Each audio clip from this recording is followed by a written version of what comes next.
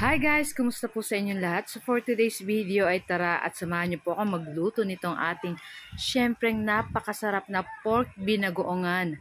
So lalagyan natin yan dyan guys ng ating syempre maglalagay tayo ng talong. Syempre yung ating talong pipritusin lang natin at maglalagay din tayo dyan ng ating shrimp na nasa bottle na yung luto na, yung sweet and spicy.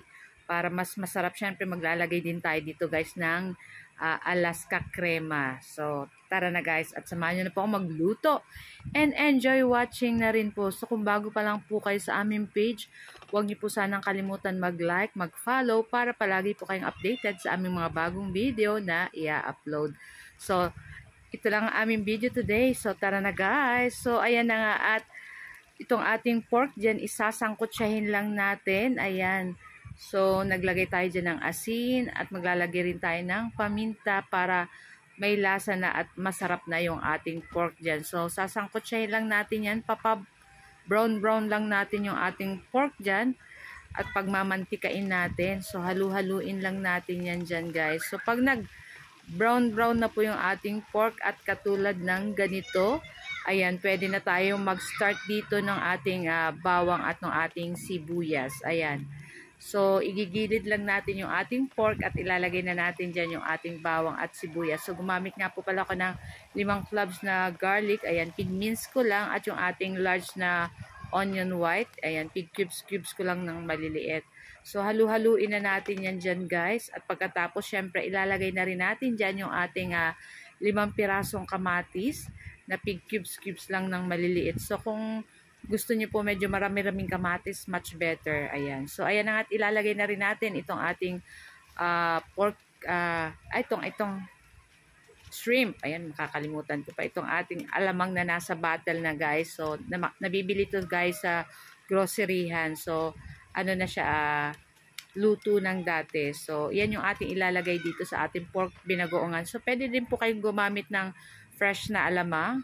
At ayan na nga, at naglagay na rin ako dyan ng ating sugar.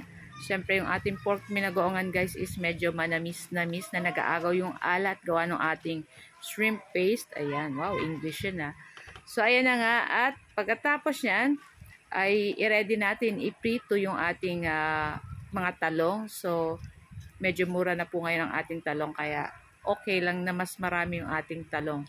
So ayan na nga, at papa-brown lang natin itong ating talong dyan. Hanggang maluto yan guys. So lulutuin lang natin side to side.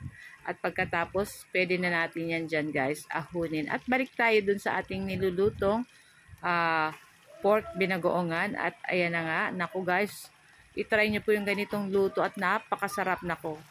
Pwede din gumawa nitong ating pork binagoongan rice.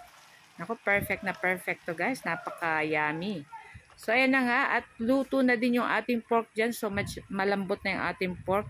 Maglalagay na tayo ng ating small sachet or small pouch nitong ating Alaska crema.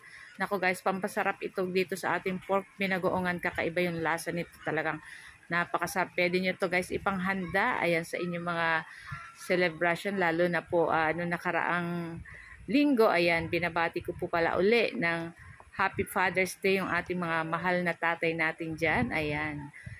Siyempre, ayan. Pwede nyo to guys ipanghanda. Napakasarap nito. Talagang pang specialty itong ating pork binagoongan. Pero napakasimple lang nitong lutuin.